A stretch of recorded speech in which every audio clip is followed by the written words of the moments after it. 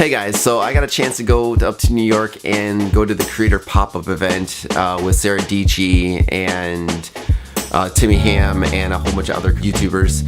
And there they had a panel at the very end of the event. And I tried to record most of it to share with anybody who went to the event and wasn't able to go to the panel at the very end. And also I wanted to record it for anyone who wanted to go and attend this who wasn't able to. So if you are interested in watching it, I had to record on a couple cameras, but hopefully you learned something. So, alright, enjoy. Just there's a variety of people in this set. Yeah. Alright, so 7:20, so we'll do a little bit of panel action. Host the panel with some questions, go down the line, or just whoever has a good answer, pass the mic, and then at like 8 o'clock or something, we'll start doing Q&A. So think of your questions, we'll do like at least 10, like 5-10 questions. Aww. They've been married for 10 years. 10 years, guys. Been married for 10 years, about to head to London on Sunday to celebrate and do our 10-year anniversary trip.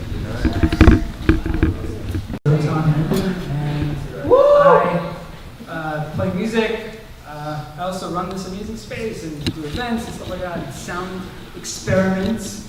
And I'm from New York originally, and I'd love to meet other cool people, so come say hi if you ever in the area. A few years ago, he also bought an upright piano and pushed it around the world to 200 cities and played in 500 cities in a band. Yeah, piano around. Yeah, it's fun time. Now I'm doing woo. And here we go.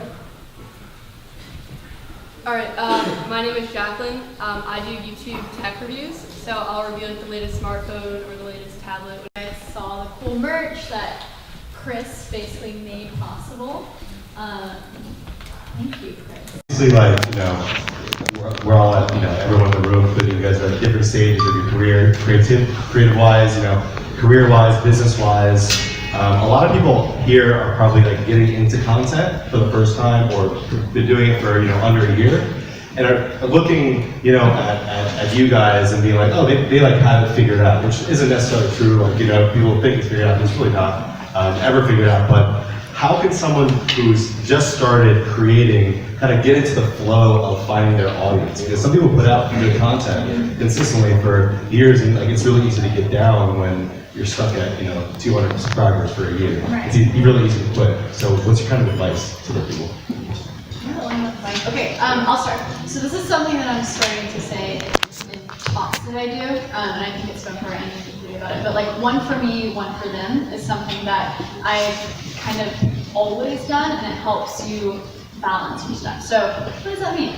In the beginning, I started with very basic camera unboxings and hey guys, like I'm learning photo video, come along with me for this journey. But that wasn't necessarily something I was super passionate about, just like opening the cardboard box, right?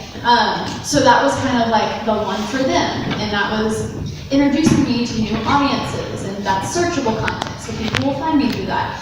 And then the one for me was the, maybe the creative docuseries stuff. I was really passionate about that. Maybe we'll get half the views or a fourth of the views, but it's that evergreen content. Hopefully people can come back to your channel and watch, and it never goes out of style. Because when you're making videos just about all of the recent stuff all the time, like no one's going to be watching an iPhone XS video 10 years from now.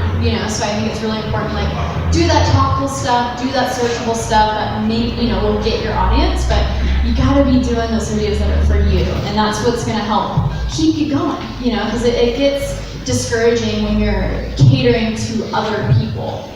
That's not fun. Yeah. So one for me, one for them. Yeah, I'm pretty similar. For me, it's a little different because I create art, so the content's totally different. I don't do a lot of like searchable. I don't create art. No, Terrible. I didn't like it. How can I evolve it? And it's just been this constant evolution of creating, where now I feel like I have it down to a science where like I know if I create a certain way, or if I include these trendy characters or something like that, I can make it a big hit, versus like doing something that is totally outside the norm, which I still think is good. I really like your one-for-one thing. I think I can totally use that stuff. So something that I'm just gonna brag about you that you do so well. Talking about characters and stuff. He'll make the dopest art thing of like Post Malone, and then he'll tweet the crap out of it and be like, then I'll retweet it, and like you have a lot of like virality. So I think a lot of your content because you like go beyond yourself to create for other people and provide value for other people. So. Yeah, 100%. That's like finding those things that you really enjoy that a lot of other people really enjoy. Relatable, relatable content. For me, it's like relatable art. And once I kind of figured that out, it seems like that's what's kind of enabled for me to take off. Slop. For me, I would say collaborations, working with other creators and finding a group of creators. So even if you're not growing, you're still loving talking to people, and having that community to like build you up, both like with sharing your content to a new audience, but also saying, all right, like your content's not doing great right now, but like we're making really great stuff, and here are a couple of tips, like sharing knowledge. I also feel like being a creative, like if someone's going to help you out and expose you to their audience, like you should try to always find ways to then help them, whether that's introducing them to a brand or doing like sponsor content. If one person does well, you guys are all going to do well. I feel like people think that YouTube is so competitive, but really like if one of us does well, all of us do well. I think if you don't know what to do and you want to start creating, just to start creating. And I think you kind of need, if you're staring at a blank canvas, you kind of need like a limitation to take you in a certain direction. So you just start paint the line, and then you go with the line and see where that takes you. But of course, you want to be doing something that you're like passionate about. So obviously, pick something you like really love and you see yourself doing. For me, that was piano. I enjoyed playing piano at home, and then over months, I realized that I love traveling the world, and then over the years, I realized I love meeting people. So I was like, oh, why not just travel the world with a piano? I mean, that's a cool idea. But yeah, it's like the lightest instrument. Yeah. Maybe not think of piano. A keyboard. Yeah, see, so I thought like I want to do something like amazing. I want to do something that no one's ever Like done a before. But like anybody can bring a keyboard, no one can bring a piano. Yeah, it's true. So I was like, oh, that's gonna be so epic. Let's bring a piano to the mountains and like. Some crazy pictures like The videos and like unloading the piano. a piano and a canyon. Breaking my arm. I will say that's what made you unique, though. You gotta stand out somehow. So you bring a tiny keyboard to the mountains, like, but if you're bringing an upright piano, you need it. I agree. I would say that if you're doing it for the numbers, you're doing it for the wrong reason. That if after a year you have 200 subscribers and you're discouraged and you're quitting, then you shouldn't have been doing it in the first place. Because what you're doing should drive you to do it forever because you love what you're doing. Nobody's self-worth is wrapped, if your self-worth is wrapped up in what number you see, then you need to see something about that because it's not healthy. The number you see on Instagram, the number you see on YouTube is not you. You are you. So don't get discouraged by trying to make it as an influencer. Make it as an artist. Make things you love. Be passionate about it. You don't want to make numbers.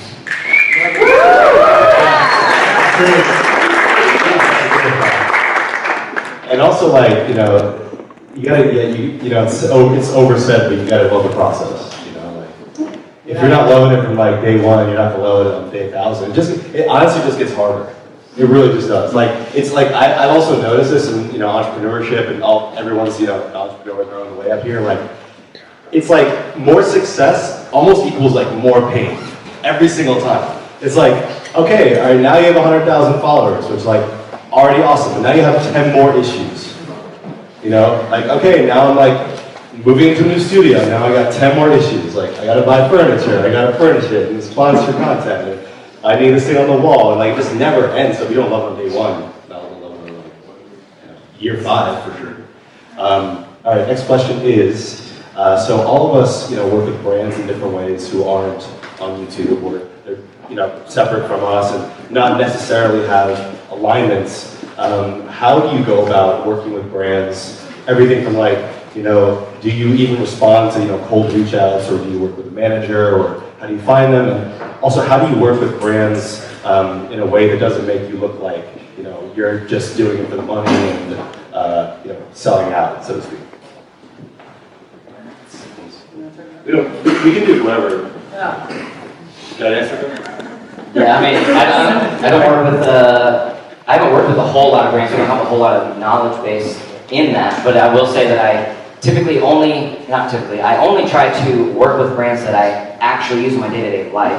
That way I can truly be passionate about it, and work with people who truly care about the creators. B&H is here, and so I'm not trying to say something nice about them because they're here, but I work with B&H because they care about me.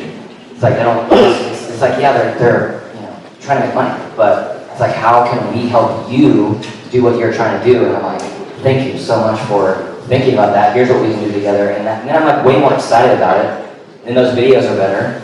And then other brands may see that and then reach out that way. But like I said, I don't have a whole lot of brand knowledge. How did you get connected to B&H?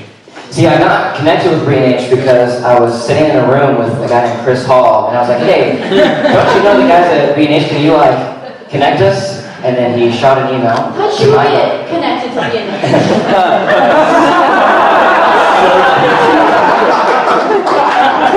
I was actually I was in your office working on this merch, and then Cody is like, I said one thing, I'm like, like, Cody, have you met B&H? Because we all know them. They're awesome. And then like, literally I bumped into him and Michael from the B&H social media team on the street. I'm like, are you guys meeting? Because like, I just linked you up. Like, it's awesome. This is how it happens. One last thing I'll say is like people reaching out and saying like, hey, can we send you this product? Because you get that a lot, is they don't want to pay for it. So one thing that I always say is you are more than welcome to send me a product, but I cannot promise it'll ever reach any social media if I don't want to. Like, if you're sending something for free, there's no obligation to me unless you're paying me to actually put this in my video. Other than that, if I love it, it may make it into a video, and I feel like that's what a brand should want, is that if they send me something and I love it, then I'm probably going to put it in something. But if they send it to me and I don't like it, I don't want to be like sitting there like, they sent me this and it's, whatever. So I always put that up front. Awesome. How about you, Sarah? Ditto, all those things. But I will say, going back to the unique thing, I think is really important. If you're able to have a unique voice and then also have attention, that's huge. And having something positive to say and something productive, because a lot of brands, yes, the attention is important, right? But if you make dope stuff and you're aligned with good things, something that a lot of brands are doing right now, he's not in this room, but you guys should all follow Andy Toe. T-O, yeah, A-N-D-Y-T-O. He's an awesome Instagrammer. He's starting YouTube, but a lot of his videos are so good, but he doesn't quite have the numbers on YouTube yet. However, this new age of influencer marketing is so exciting. It's not one thing. So yes, they'll pay for that initial influence, right? I make a video, it gets 40,000 views, and then Squarespace, it's a good align, so maybe 1,000 people sign up for a website. Cool, win. But there's a whole other side of it where they'll run paid ad spend against your video. And so it's so funny, a lot of people are like, oh man, Sarah, that Intel video you did has like 2 million views. Like, how'd you do that? That video initially got like 80,000 views, but they're doing paid ad spend against it. So that's actually rolling as a pre-roll in front of people's videos. So there's so many ways that you can work with brands, and I talked about Andy because he made a really good video about this like fossil watch. And it was so art and it was so good. If he just posted that to his channel initially, maybe get like 1,000 views, but he worked it out with Fossil to where they're running that as a pre-roll ad. So it has like 1 million views. He gets attention on his channel. Fossil is getting an organic ad that looks like it's coming, well, it is coming from a genuine perspective of like an individual. And so that's a whole another thing with influencer marketing that that's you don't even see. I mean, there's so many, like, so don't get discouraged if you don't have the numbers, because if you have some connect with a company, if you have in any way, if you can help someone, you can come up with like campaigns with them, offer your value of like, I make dope videos, and hey, how about you put ad spend behind my video? That's a really creative way for photographers, filmmakers to get into branding. Yeah, because you don't need any following. It's that you will pay for content. Yeah, so brands will pay you for your dope content, and then they run ad spend. You get some followers from it, and it's like a win-win situation. Yeah. Hinge Water is a good example of that too. Like, they don't only pay people with, you know, hundreds of thousands of followers. And that's the thing. So I've never, 5 pictures. they've never done a proper YouTube sponsorship on my YouTube ever. But you guys always see Hint Water in my videos just because I love it. But I do Facebook ads for them. So that's something that probably you guys have never seen. But I'll go have a fun day with a bottle of Hint, and I'll be like, I used to love soda, and I was taking in so much sugar every day, but now I have Hint. So I'm like, you know, no more sugar, it's so great. And then they run ads against that, and it has like 2 million views on Facebook, and then they convert that directly to sales, and it's huge. And if you're like a photographer or videographer who you know, doesn't have any following at all, you know, start off, like, was Andy actually hired to make that Fossil video? Or Yeah. no? Okay. So even if he wasn't hired, he could go out, buy that watch, make the video, return the watch, and start sending that video to Fossil. Like, that works so well, like, half the time, like, the brand will, you know, or just do it for free and, you know, hope that, you know, someone sees it. Some brand is going to reciprocate, and that can lead to more paid work. Also, I think being selective with what brand deals you take. So maybe you only do 1 a month, but the one that you're doing is a brand that it's a good fit for your channel, and they're going to pay you a lot for it. So I feel like rather than like say yes to a million small deals and then having a lot of sponsored content on your channel, having it kind of fluctuate month to month. Maybe 1 month you don't get a sponsored deal, but in the next month it's more than you would have gotten already. Because I feel like people accept sponsorships for sure, but if you're doing them almost to the point where it's in every video, you're definitely going to lose a lot of credibility as one. Like, people won't necessarily trust your opinion as much. And also for you, it's kind of stressful to always be on a contract with a sponsor and having to get a video at a certain time. So, like, being really selective with your sponsors and waiting for a good fit, because all these sponsors spend millions of dollars on pay-per-click ads and all this stuff, and by getting you, they're not only getting a high production value video, but they're also getting an audience that would be untouched by their pay-per-click ads from someone that they trust. I will say if it fits, you can, I mean, people are, like, Linus Tech Tips. He has like 20 people behind his YouTube channel, which is crazy. But he has 2 or 3 ads every single video, because that's just what they expect, right? So you can build infrastructure and a business around all of that. You know, I think it's like it's going to be unique for every single person. Yeah, I think. Like to you, being selective with brands I think is really important, and not just a lot of newer influencers I see coming up will just take anything that comes to them. I think it's really important to not get caught up like right away when a first brand or a second brand hits you up. Is like, oh, I can make $200. Like, to post this on Instagram, like really like consciously think about what you're giving them in return, and if it's worth it. Because I feel like the longer you can wait, the longer you can wait to start monetizing, the better. And then when you do, being selective, and for me personally, I'm always trying to work with brands that I see long-term relationships with. That way, you know, people that are following my stuff, they go like B&H, I've done a bunch of stuff with them, and I'm doing stuff with Logitech and some of these cool brands. I initially tell them I'm looking for something long-term, so it's not like a lot of these one-and-dones, because that's where I feel like you lose a lot of credibility. But I definitely think starting off, waiting as long as you can. It may seem exciting to like get PayPal the $100, but like if you wait another year and continue to build and grow, that $100 could be 20 grand. So the longer you can wait, the better. And when you do, I think just being selective. Great. Thank you. I was going to say great anyway, but thanks. So, you know, in creativity and making creativity your job, it's extremely difficult, and it's really, you know, just like being an entrepreneur. It's like, honestly, you know, a lot of what separates who fails from who succeeds is like sheer tenacity, like who could just stick with it the longest. So my question to you guys, who are kind of all been creative for different amounts of time, what was the hardest moment in your YouTube or creator career where you, like, maybe even so hard you thought about like quitting or switching jobs, or like doing something easier or something like that? What was like, was there a low point that you really rebounded from? Sarah has an answer off of that. Where's the moment, guys? Where? I just hit 100K subscribers. So this is so embarrassing, so be nice. Don't laugh. I was in front of everyone. I had this new audience. I made a viral video. In front of everyone, I was going from 102K to 101K to, oh my god, 100,000. Am I about to go below 100,000 subscribers in front of everyone? Okay, no, I gained 200. Oh, I lost 300. And I was bouncing in between like 102K to 101K to 100. And there was a month where I was freaking out. So I'm like, how embarrassing would it be to get to that 100K mark and then go below? Like a full celebration. Get your YouTube play button, get the plat, and then you're at 90. They make you return it. Yeah, I'm sure they do. You said they make you return it.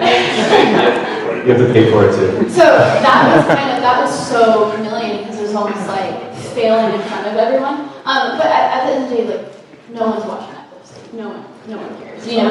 And so, when you watch it, the point of that is like you can get so in your own head with that stuff that you don't continue just like moving along the journey. Like, it's when you zoom out after 5 years of creating, like that's what matters, not the 1 month where like you think everything is going to fail and you have to put just like one foot in front of the other. And honestly, that moment was when I was vlogging 5 days a week. It was not me, I wasn't doing the content I wanted to do, and that's when people were questioning. Every video I uploaded, I lost 50 subscribers. I wouldn't upload for 2 days, I would gain 100 subscribers. So I'm like, wow, every time I post, I'm losing subscribers. You know? So it's like, I just won't post any more videos. But the moment where it changed was I had a moment where I'm like, I hate vlogging. I'm not going to post 5 videos a week. I'm going to get into more of the creative stuff that I want to do, and I'm going to be more true to how I started, and that's when things took off. Can you talk about like the entitlement that a subscriber feels when they subscribe? So because they like, I came for this, and then you post something else, you're like, I'm unsubscribing. Yeah, I mean that's the whole thing. That goes back to just like the one for me, one for you. Like make them happy with, you know, whatever. Like you got to do the YouTube thing, but then like you do you. How do you figure out like the collective mindset of your following though, and knowing like, oh, okay, I think my following likes tech reviews. How do you figure that out? Do you read the comments or on Twitter? I'm always on Twitter. Yeah. I mean, I think I do read the comments. I gauge the situation. I have like a private Discord for my Patreon where like the true homies are at, where I really get feedback from the people who I know are like genuinely there for me, and they're like, oh, this video is kind of weird. Why do you do that? But yeah, I think you always have to have a pulse in your audience, but like, again, you're going to be so much more confident about what you're doing when you're actually confident in the content you're producing. Like, when I was doing 5 vlogs a week, I hated my life. It was not creatively, like, satiating so you felt the pressure to do it. So I felt the pressure because of because vlogging was the people thing, came for the and vlogs, people came for the vlogs. But the moment I kind of just said, no, I'm going to do my thing. Actually, what do you think of that? Because I know a few people who in the audience who like have built a following of 50,000, 100,000, whatever, and like switch content and that major. Just because they don't like it, and it happens. And like you have to evolve with your audience. Look at, don't boo me off the stage, but look at Logan Paul. Like he is evolving with his audience. His first podcast was like with a sex expert or something, and it's like, that's shocking for 12-year-olds. Whoa, no. But he's realizing that he's going to be growing up with his audience, and now he's doing, I don't want to say mature content, but he is, he's busting. Yeah. But you have to grow with your audience. I think that's important. Timmy, if you want, you can also answer like, what was the first question? what was the hardest moment? Also, if you want to answer like, you know, imagine one question at a time. I was slow, so one question at a time. It's from Arizona. Yeah, we did think slower. Not the city. I live in the desert. You thought the drive from the hotel would be like the dirt road. You're like, where are you? I'm like, I forgot it takes 30 minutes to go a mile here. It's like off wheel, off road. Yeah. So I'd say the hardest. I feel like I've had a million like hard times in the last 6 years of being a full-time artist, but I can say the one that like sticks out to me the most was when I first started. The first year was probably the hardest. I just got laid off from a job. I was working at a creative agency, but I didn't want to go back. I wanted to keep doing my own thing, and so it was like I had to just buckle down and do it, but I also had the pressure of, I had just built a new house, I just bought a new car, we just had my first kid, and my wife was staying at home. So it was like all these things all at once, and the pressure was like insanely heavy. And so for me, it was like I had to rewind and really think about like what's the worst case scenario, like what's going to happen if I don't make it this year. And it wasn't even that big a deal. It was like, oh, worst case, I'll just go get a different job. Like, I'll go get a job. So I just had to keep reminding myself that. And then after year, it's slowly, gotten better to where I feel more and more comfortable. But I feel like those hard times really never leave. I feel like every year there's something that puts a lot of pressure on me. Never. So like now with 4 kids, it's like now I feel like even more pressure because I have all these people I'm responsible for, and like I'm just doodling in my studio. So it feels like so wrong. Yeah, rip. Yeah. Oh yeah, you did. So it always feels really wrong, and so yeah. So there's always pressure, but that'd probably be the hardest one so far. To answer the second question of how do you like evolve with your audience, I feel like this one is getting your audience to like you as a person. If they like you as a person, they're gonna really like try to like what you're doing. Obviously, you can't go from like one genre to like can't go from tech to like beauty vlogs, but like I feel like you can transition like and pivot within that. Like I think that Sarah did a really great job like pivoting within this because I feel like when Sarah started out, like you were doing like creative episodes and more so vlog stuff, and now you've really done a great transition into tech and stuff like that. So I feel like getting your audience to like you and then like slowly doing it, like Sarah definitely still does like vlogs but with like tech integrated. So like finding the happy medium, like what Sarah was saying before, one for you, one for them. I feel like that applies everywhere. 1 for 1, Thomas. So,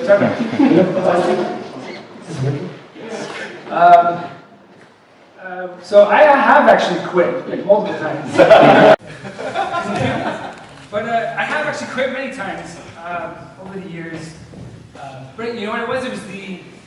It was like going back to like a regular job that motivated me to like quit the regular job and go back into making videos. Like I'm getting a regular job, I can't do it. That's like the scariest thing to me. Yeah. But in terms of like low points, maybe it was the time that a piano fell in my hand once. And crushed these 2 fingers, broke 2 fingers. That could have been a low point. Or maybe it was 3 years later, driving from New York to Costa Rica and then getting robbed in Nicaragua and like losing my camera and like surfing for the first time that day and getting sun poisoning and like being in this police, little tiny police officer shack. And like explain to him what happened, like broke into the car. And I'm like, where was the vlog? For this? Yeah. They took the camera. And they took the camera. And I was like surfing for the first time. I was getting my ass kicked. But yeah. So yeah, there's many low points, and I've quit many times. But if you really, really love doing this, you really love what you do in terms of creating, that is what you're driving. That is where you'll find the passion. By the way, I just want to say we'll start the Q&A after Cody goes, so think of questions. I think I'm going to be a contrarian voice here and say don't evolve with your audience. Make your audience evolve with you, or get a new audience. Like, why? Change yourself for a bunch of numbers. Make what you want to make, and if they don't like it, who cares? Just do what you want to do, and if your audience doesn't like it, find a different audience or do something else. I mean, I'm more so about just being authentic to yourself. And if that means being authentic to yourself means you can't be a YouTuber, then don't be a YouTuber. Go do something else that's going to actually fulfill you and actually drive your passions into what you want to do. So, I mean, that would be my answer to changing your audiences. I agree. Like there was one point where I wanted to like be a YouTuber, but like, look, I'm here with these people. Like I found my niche, like we all have our niche, on how we can support, other people that we like. And it's not about like the goal. Like Sarah is 100% different than Timmy, 100% different than Dotan, and like everyone's different, so you gotta find what you like and just stick with it. And I mean, also kind of think about too, artists and content creators outside of the YouTube social media space. Like, you know, think about Wes Anderson. It's like he makes these movies that he wants to make. He doesn't cater to the audience that wants him to make different stuff. He makes what he wants to make, and he finds that Like audience. Kanye. Like Kanye. So Yeah. extreme with that. Exactly. Doesn't care. But we still listen. Right.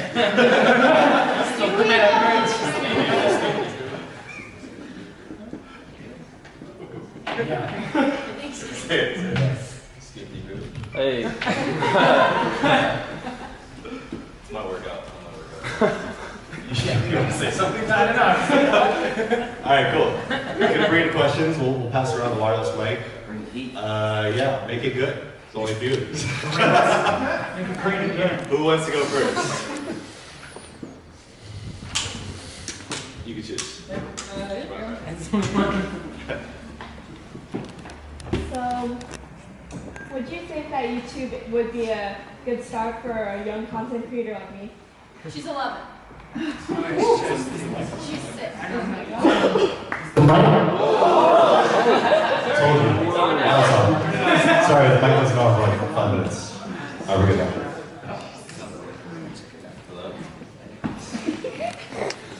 He's gonna go check. We can use it more for now.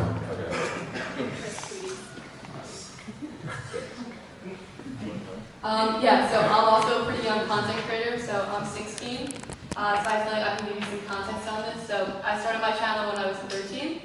This mic is just so much better. So yeah, there's definitely space for it. You really need to have good time management skills, and you need to be able to make sacrifices for it. But at the same time, like, don't kill yourself, right? Like, you have so much time, don't push yourself to a point where like you hate making the content, right? So I work like 40 hours a week. But I do it because I love to do it. I don't do it because I think that there's an expectation there. And I think also like knowing that you still need a social life, right? Like you can't just spend all your time at school and then all your time at work. So like for me personally, I try to go out like one day on the weekend with friends. Like I try to like give myself that time as like a decompressor. But yeah, I feel like there's so much opportunity, and YouTube kind of gives you this space where you can be any age. And you can hang out with people that are like significantly older. Like a lot of my weekend nights are spent with 20 and 30-year-olds. Like you can do it, and I think if you just like put enough time, and I think if you just Never be the whole person in the room. You know? I might go kind of old. really put You think it's Yeah. good? We're like that. Right. Anyways, I think if you just put in the time, and I would not focus on the numbers for at least like the first year. Just like focus on doing what you're passionate about, and it will definitely come. You have so much time. Like that's time is definitely your advantage.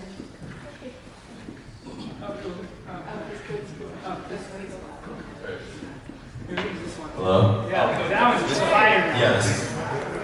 Fire. Slop. I got merch for sale. Sure. Oh yeah, actually, by the way, the merch is actually still for sale. There you go. If you want to buy. There's no one to check out. Oh, there he is. Yeah. and a lot of the stuff, honestly, just a quick note, is like exclusive. It will be gone forever. Just saying. We'll burn the rest. But peachymerch.com on Sunday. Yeah, Sunday, Sarah's merch goes live. Be limited quantities. Where were we? Young content creators. You got like 15 years on me, for example. So I think the beauty of being young and starting out, YouTube is a great space if what you love doing is making videos. Instagram is a great space if what you love is doing photos. But if you love making videos, the unique spot that you're in now is finding a passion that can ultimately be a career in the future without having to worry about it being a career now. So you have years of your life that mom and dad are paying the bills, and so you don't have to make money. All you have to worry about is making awesome stuff. And what's awesome about that is not having to make it a career now is you get the liberty to make hundreds and hundreds and hundreds of terrible videos. And that is with any type of art. You start out creating way worse stuff than what you want because your skills have not matched your taste. And you get this entire span of your childhood to work on making your skills match your taste and elevating your taste to a point that by the time you are out of mom and dad's house, you have a huge backlog of things that you've done and you already have an awesome resume to start a career at an early age, but you have the luxury of not having to worry about it for 6 years. And like, if you look at some huge creators like MKBHD or something like that, or Justin Bieber, yeah, look at that. You know, I mean, like, some of them keep their videos from 7, 8 years ago, and it was terrible. You know, it looks like it's filmed on a potato. You know, and they're reviewing like, you know, their mom's blender or something. Seriously, you know. But you know, 8 years later is what they become. So it seems like he likes the blender joke. It's so like, if you look at people today, it can seem like they just, you know, have it all now, but it's really like just day in, day out, doing what you like. Just don't do it if you don't like it. I mean, please, you don't like it. You know what I mean? Like, you have your whole life, you know, just do something you like. At least for now, at least for the next 5 years. Who cares? You know what I mean?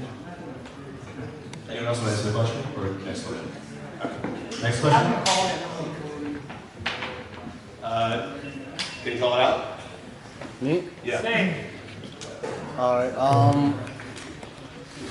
so this is like specifically for slot, but you guys can all answer it. For like 7 years I've been struggling to get back to my art, and I just found my confidence in it and getting back into the swing, so I was wondering if you had any advice for me like on my comeback. Tell us a little bit about what you're doing now. Like photography or? I'm actually leaving photography because I'm a cartoonist, but I lost my confidence in it. So I'm just coming back to it because, well, just a long story. Yeah. But, Riding back into it? Yeah. Repeat the question. So you're looking for like, you're trying to get back in the swing, find your flow. You kind of feel like you kind of like hit a stride right now. You want to stay in it. Yeah. Right. Yeah. I mean, it's tough. I think it's common for artists. I mean, all the time for me. Like, I mean, lots of the time I don't feel like I want to create. You know, but it's that push through, like getting above myself and then just creating, and then you know.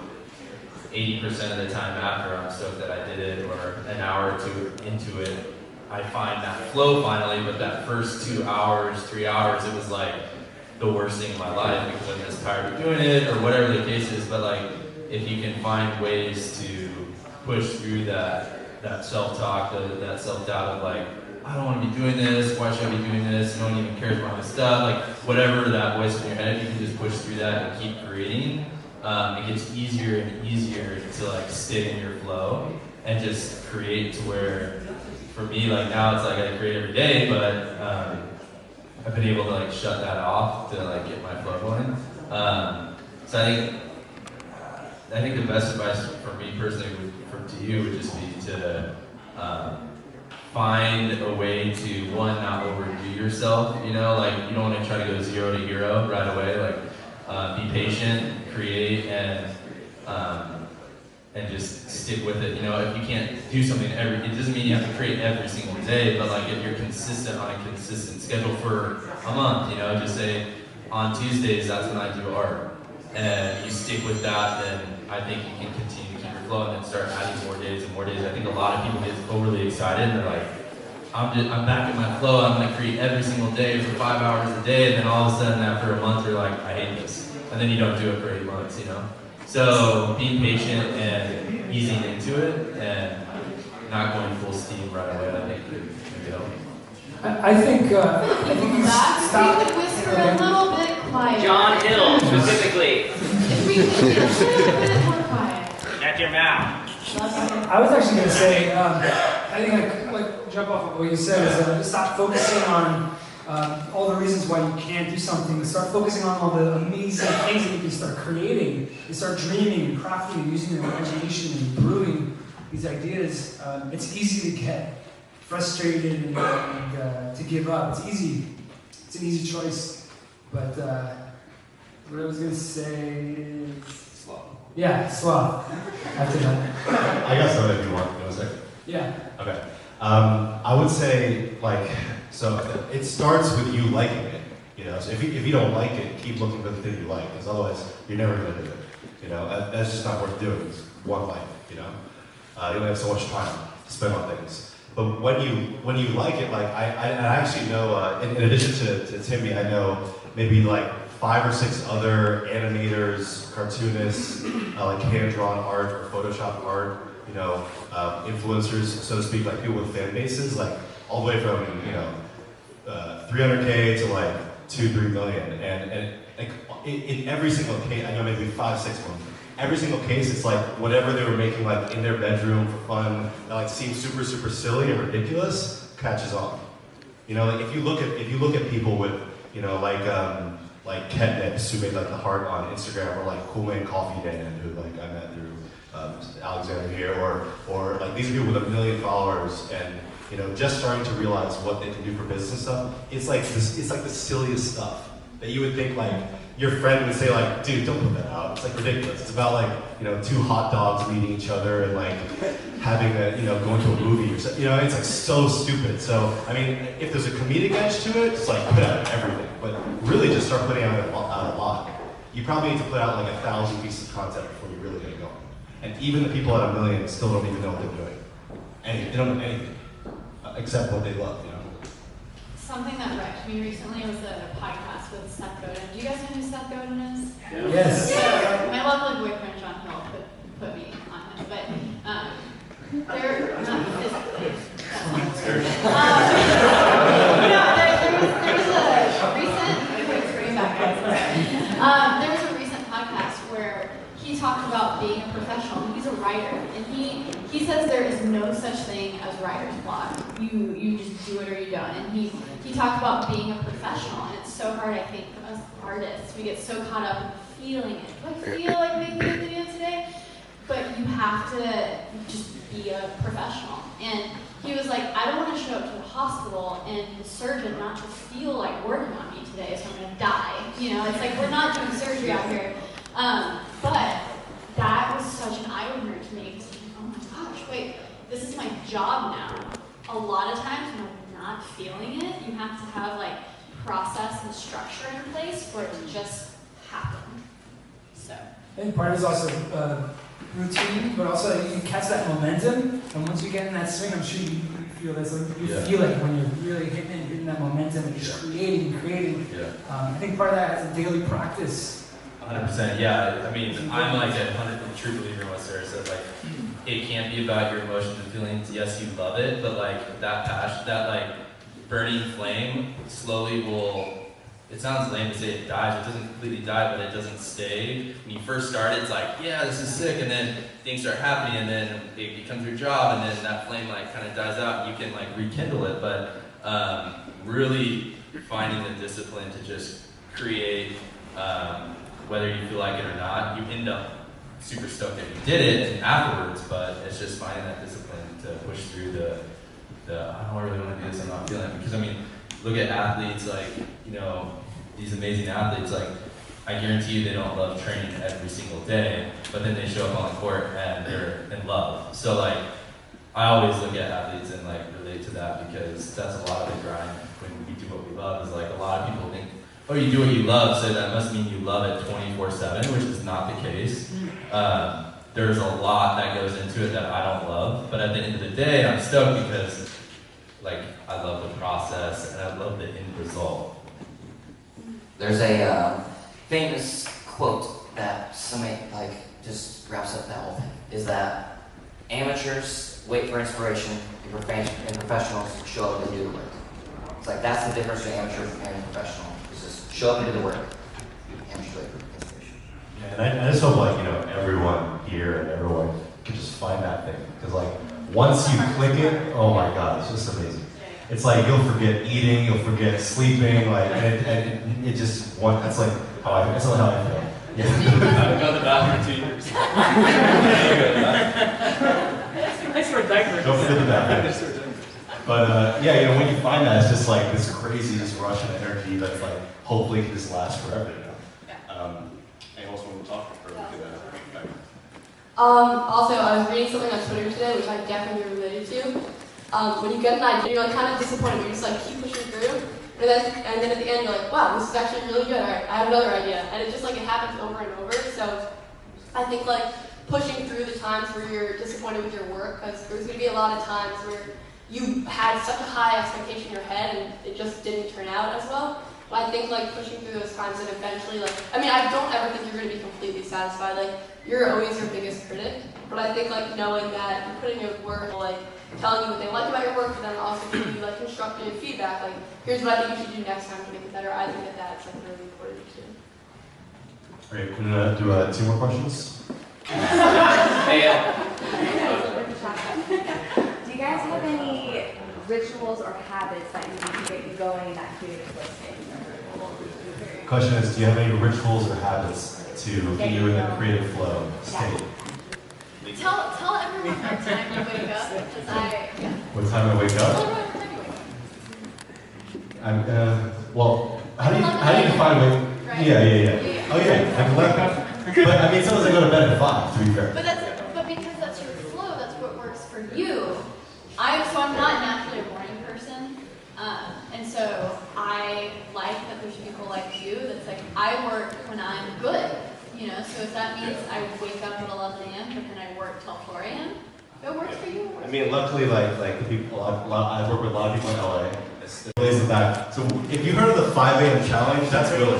He wakes up at 5. I go to sleep at 5 and text him good morning. I'm like, good morning, Willie. And yeah, so yeah, he actually has like 10,000 people with him, like waking up at 5. It's ridiculous. But yeah, for me, I've kind of given up on it. Like, unless it affects my work, fuck it. I mean, who cares? Sarah word. And streaming for 7 hours in this room is not lose my voice. Getting into the flow, one thing that I have done that I think really helps is setting limits on social media. So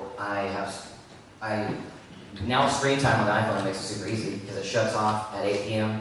Wake up with that energy and don't give it away to mindless scrolling through different apps that they're controlling all of our brains, and actually create something.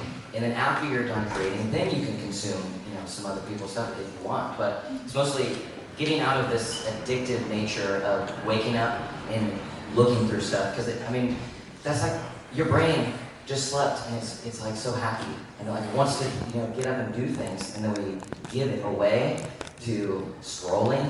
I think getting away from that, and then having a morning routine I think is huge too. So I will wake up and I'll clean my apartment, and because I don't really I'm a morning person, so at night I'm too tired to clean, so I will wake up immediately and I'll just sit there and do the dishes to wander, and then after I'm done with that, I'll sit down. I don't know. I don't really have I think what's important is having like a daily routine. Like I like making lists. For me, lists are important. I've gone to a point in my life at times where I've like literally blocked out an Excel sheet like anything. But I do find that now I'm in like a routine. Like I like waking up early. I definitely think early, like 7, 8, not 5. But I like waking up early. I think the morning time is I get this incredible clarity, and like you said, doing the most creative work and not checking emails is really great. But yeah, I just feel like falling in that rhythm again, momentum, falling into a rhythm of like what you're doing is very helpful. For me, it's getting the worst thing done first, because I'm definitely a night person. So having something that's like annoying hanging over my head all day like keeps me from being creative. So I try to like get the thing that I'm dreading most done first, so that I can just like work for the rest of the night. And I think that's helpful, because if you don't do that, you're gonna like procrastinate. You're like, oh, I'm gonna like do the thing. So I don't know. I feel like that definitely helps me. Also, I'm not a morning person, and I have to get up like early for like classes and stuff, and it sucks. But people like that. 5. I've been doing that forever. So, and then when you have kids, you literally have no choice. So, but I do like the mornings. I think for me, one of the things that gives me motivation to keep things rolling is little wins in the morning. So like, whether it's like clean your apartment, or for me, like I like quiet time, whether it's meditating or whatever, but just putting self to my toe. So I literally will sometimes I'll literally write down exactly like what I want my day to be. And then working out, I do that. To do that day, I try to get it done as fast as I can, because then I'm like stoked for the rest of the day. If I wake up and I'm like trying to create that person that I hate, I'm like, I really don't want to do that right now. But no, I mean, I don't. It could be. I don't know. I'm just saying there are times where or like it could be like changing things in Shopify. You know, like I don't really want to do those things or send product images to someone. I'd rather just start creating or doing this canvas, but that will occupy my brain and hinder me from creating. So I try to just get that done as fast as I can, and then I'm golden after that. So. I have no routine. I wake up and get it done. But I don't have to. She said she just wakes up and gets it done. One more question. Man, this is so hard. Now I'm looking to their eyes, and they're like, can we do 2 fast questions? Yeah. Or 3 fast questions? We will be quick. Alright, let's go with you, and then we'll do you, and then you. Okay. Sorry, it's just kind of people like to see. We'll stick around a little bit. Like one spot, I guess. So I want you to imagine you had a tour guide company, and you wanted to make a tour for New York City creators. Like, where would you take them? I'm not talking about like the High Line or the MoMA, but like a more underground spot. What would be one spot? Alright, so I know this guy. He's the youngest tour guide in New York City. Advice. Licensed tour guide in New York City. Advice. I'll start off real quick. So this is like lightning round, remember. So my advice, just start giving tours on YouTube, like to yourself. It sounds silly, but I know this guy, the Urbanist. You know the Urbanist, right? Urbanist just has like a little gimbal with an iPhone. He just walks around his tours like Upper West Side, Chinatown, like Financial District. That's like the no-brainer. Start that like tomorrow. And then like network with people and say, hey Timmy, do you want a tour of New York City for free tomorrow? He's in already. There you go. That's my advice. Quick. Is this general social media advice or like where a place? I mean more like specific. He wants to know your favorite place in New York City that you want to take a tour of. In general.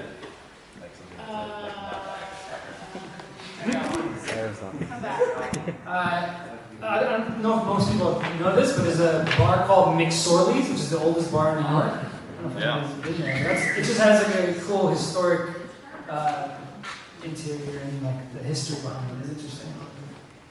I really love the South Street Seaport area, Stone Street, that area too. Yeah. That whole area has so much history, and it's a place that isn't on a lot of tourist lists that I think is worth seeing over a lot of things that are on the tourist list. Yeah, I'd say so too. I'm from Arizona, so I'm a tourist. I can't. What do you want to see? Next question. All right. Yes. How you doing? So my name's Jess. I'm a physical therapist first, so I treat patients and doctors. I do that. But I've been doing the podcasting as a side hustle, and I want to get more into that full time. So I realized that I can help many more people in terms of doctors and patients and things like that with just a voice that travels all over the world. So advice for someone who's kind of established in their career, one of our national spokeswomen, all those things. What is your advice for people who are like, wow, I'm going to bite the bullet and do this full time type thing? You want the podcast to be about your work? My podcast is Concussion Corner, so it's the world's first podcast on concussion. So I hosted the event at the Super Bowl, and I help people get better that are suffering from this, from skateboarders to people like you who are on tech who can't use a computer after that. So I treat that in the day as my real hustle, but my side hustle is when that's what I want to be a little bit more full-time in. I would say, so right now the podcast is really weird because there's not a lot of discoverability to it, but I think when you're talking about anything in like medicine or health, anything related to that, you need to like click that ish up and put it on YouTube. Because people are always researching, like YouTube is the #2 most used search engine behind Google, and people are always looking like, oh my god, I have a red bump, what does this mean? Like, people are probably really curious about concussion. It's like, if I was knocked out for this amount of time, what does this mean? So I think using search in your favor, and podcasting is such a good medium because you can give a lot of information and it goes into depth, but I think you have to break that down and put it in more searchable places. So whether that means like, you have an RX100, right? So like film your podcast and then put a 3-minute clip on YouTube that's really searchable. And it's like, this is how you know you have a concussion or something like that. And then that's going to get people listening to that long form stuff. Because people are always searching medical stuff. Okay, cool. The other one? It's just a collaborations. Yeah. finding other creators in the category and collaborate beyond your podcast or maybe. I mean, like professional athletes would be great. Yeah. Like ex-football players that I played D1 football, and it was like I've gotten tons of things from my old university about concussions and all these different things and lawsuits and just crazy stuff. So it's like, yeah, I think that would be a great place, is interviewing some of these college athletes or professional or any ages, and using their audience to help grow yourself. I think could be piggybacking off that. Also, maybe like look into speaking at these universities about it, and then maybe plug the podcast for more information to like learn about it, or talking to the athletes, like maybe offer like a free session to talk to like the football players at a university or something, and then give them the podcast to learn more, because like Sarah said, it's really hard to get a podcast out there without people already like knowing to search for it. So like finding opportunities where you give free knowledge and then get something in return. We just thought it would be.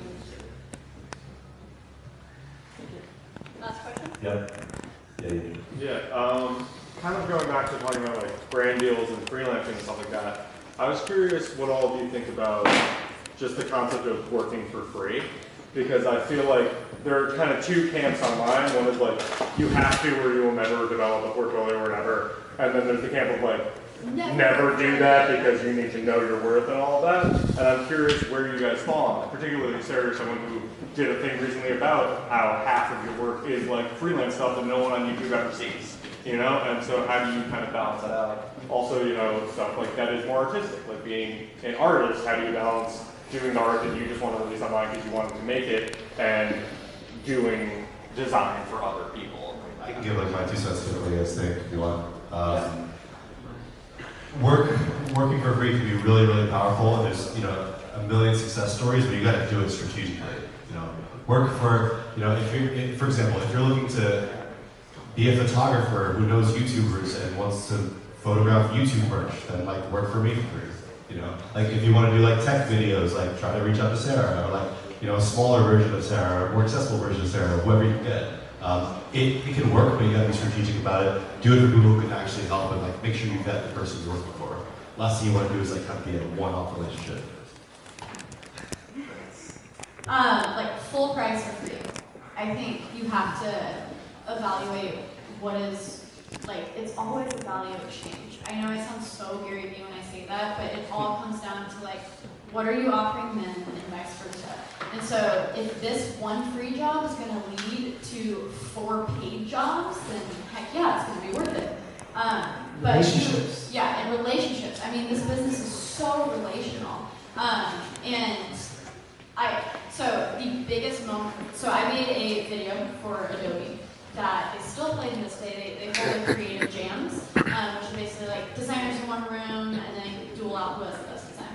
So they gave me like all of these deliverables. This was like pre-YouTube. I had like 3,000 subscribers on YouTube. So many deliverables. I was to film the whole thing. It was like this launch, and they're like, well, we have $200 to pay you. And it was like so much work. But I knew in the back of my head, I'm getting this Adobe Creative Residency. I got to wiggle my way in there.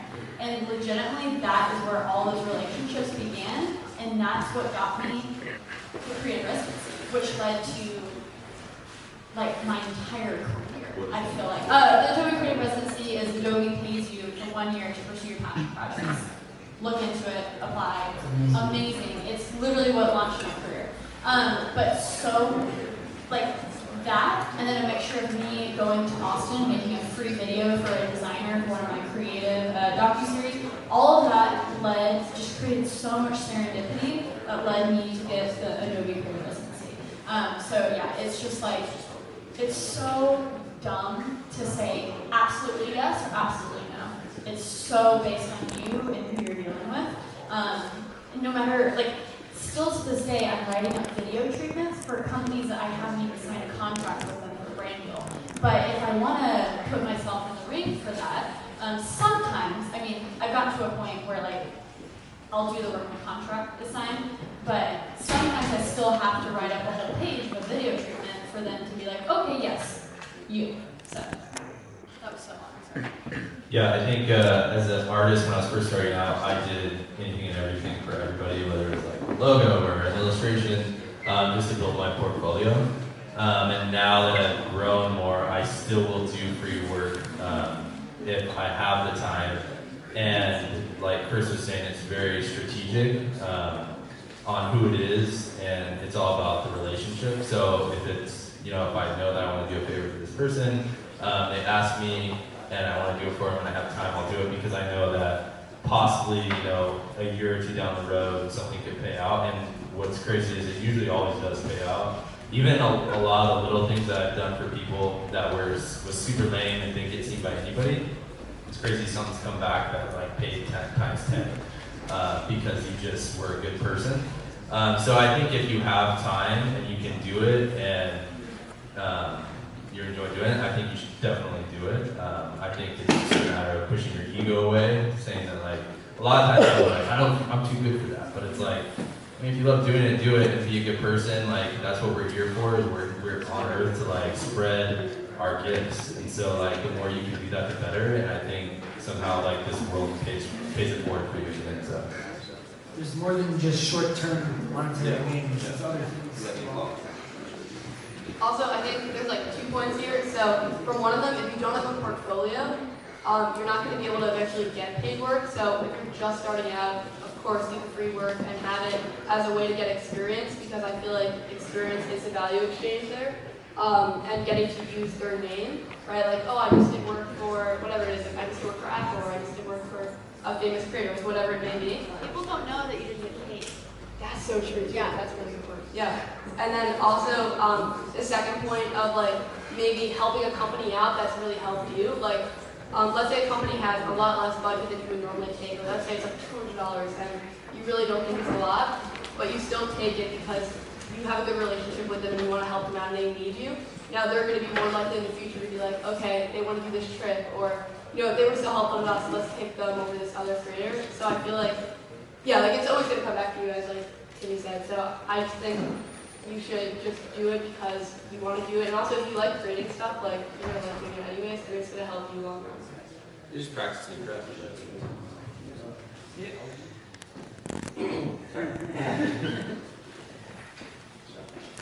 What was the question?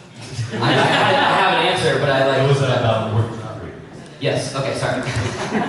That was a large brain fart. It smells good. So I would say that ultimately I am on this stage right now because of doing work for free. Because whenever I first moved to New York City, I reached out to Sarah and asked if I could work for her for free, if I could come help her make videos. And whenever we met up, she said yes. And because I had some videos that proved that I could shoot a video. And so said yes, I showed up to shoot a video that was not a collaboration. It was not a shout out or anything. It was literally something just helping her. And then I remember we were even talking, and she was like, because in this moment, I feel like I was helping her, and she felt maybe obligated and said, we'll have to do another video where I can have you in it. And I stopped her right there, and I said, that's not why I'm doing this, just so you know. Like, I'm not helping you in hopes for a shout out. I'm helping you because I want to help you, and made that very clear. And we were able to build a relationship on actually liking talking to each other and moving forward with that, and then creating more and more content, more and more stuff, to the point where basically every relationship I have in this room with all these creators have come from that moment. Now, Let me just ask you, I met you at the last Sara meetup a year and a half ago. So did you know Sara at that point? No. Yeah, that was the first time we had been moved to New York. We had been here for like 4 days. I saw Sara had tweeted like, "Hey, we're doing a meetup in the park," and so we just like showed up. I remember you came up to me and said you recognized me from Sarah's video, and then now we're like here. That's only a year.